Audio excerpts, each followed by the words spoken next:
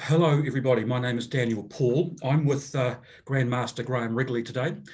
We are going to have a bit of a fireside chat, if you like, about a planning workshop that the leadership of Freemasons New Zealand has just had over the previous weekend. So without further ado, Graham, thank you for joining us today.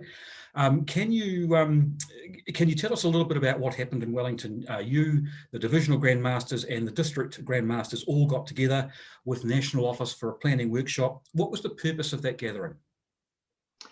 Daniel, thanks very much for the opportunity to talk with you today. The purpose of the workshop over the weekend was really to start operationalising the strategic direction which had been approved by the National Board in November of last year. The District Grandmasters all came together because they are the key leaders in the craft and they have the strong relationship with the lodges in their various districts.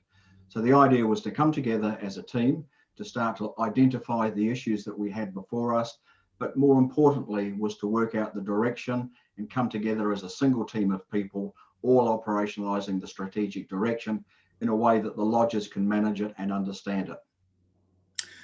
Are you and the Divisional Grandmasters and the District Grandmasters happy with the outcome of the planning session?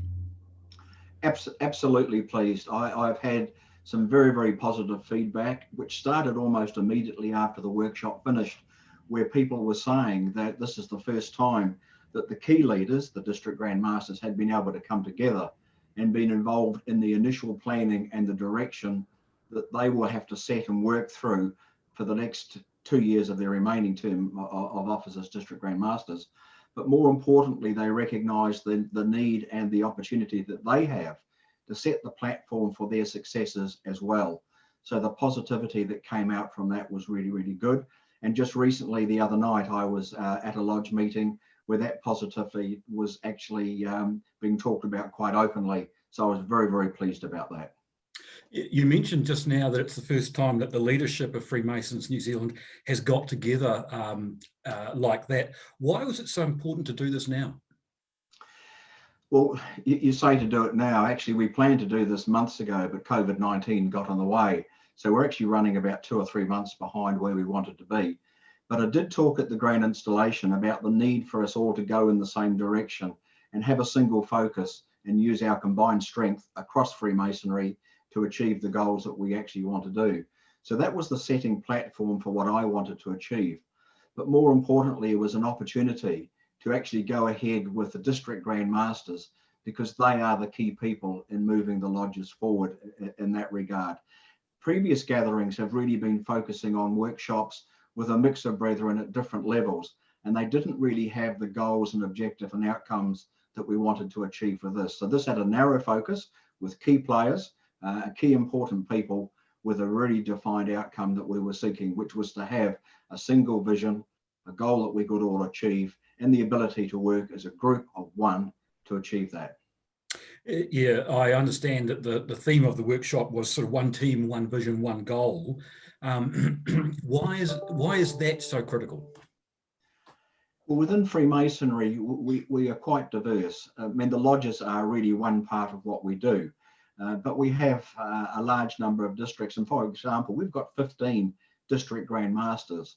And what we want to do is harness that importance that they are all the same, trying to achieve the same advantages within Freemasonry, albeit differences between city and country lodges. But more importantly to that, we have a lot of sides that work in moving parts along with Freemasonry, such as our charitable trusts, our foundations, the Freemasons Charity. So it's about having consistency, all going in the same direction. And it includes people like our trustees, past grandmasters, past senior officers in the craft.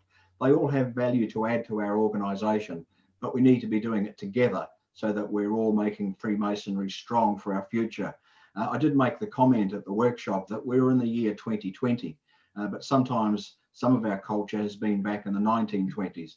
I want to make sure that we've got the next 100 years in view, but with a strong focus for the next 5, 10, 15 years in particular. So does the planning that you're doing now, does it actually replace the strategic plan that was signed off, I think, at the end of last year? No, absolutely not. This is not a stop-start situation. All we are doing is operationalising it.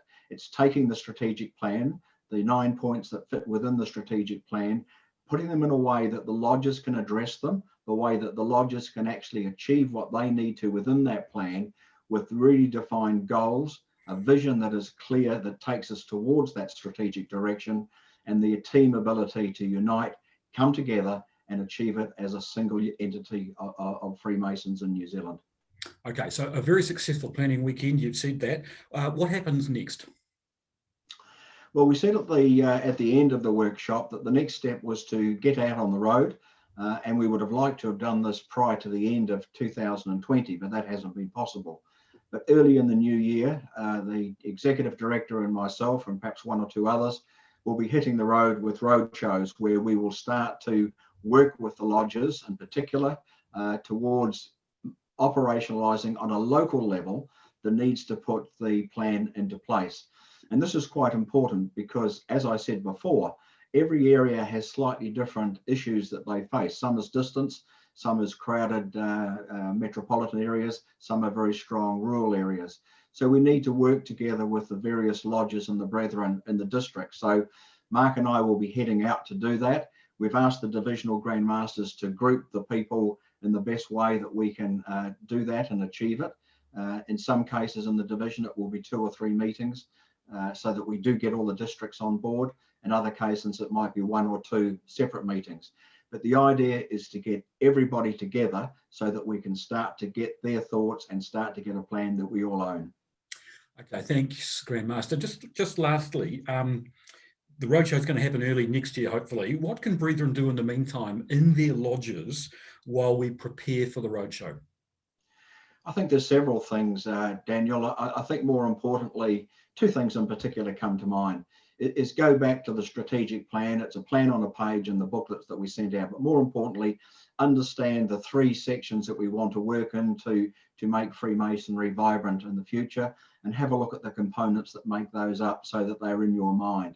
Secondly, go back to the last 2, the last 2 issues of the Freemasons magazine, and read the articles that I have penned and the executive director has penned, because that will start to give you an understanding of what we're trying to achieve.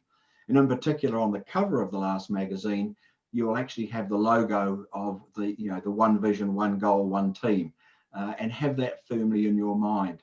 Also identify within your lodge those people who are leaders that would be essential to be a part of our workshops and to make sure that they're going to be available. So once the date has been announced for the workshops, that's locked into the diary, and people are absolutely focused on coming to that with positive views, good news stories, and the ability to help us put this strategic direction into life. Okay, well, listen, thank you, Grand Master. Very insightful. I'm sure brethren all over the country will now be looking forward to the next steps that come out of this planning workshop, and we'll look forward to talking to you again in the near future. Thank you. Absolutely my pleasure, and thank you for the opportunity.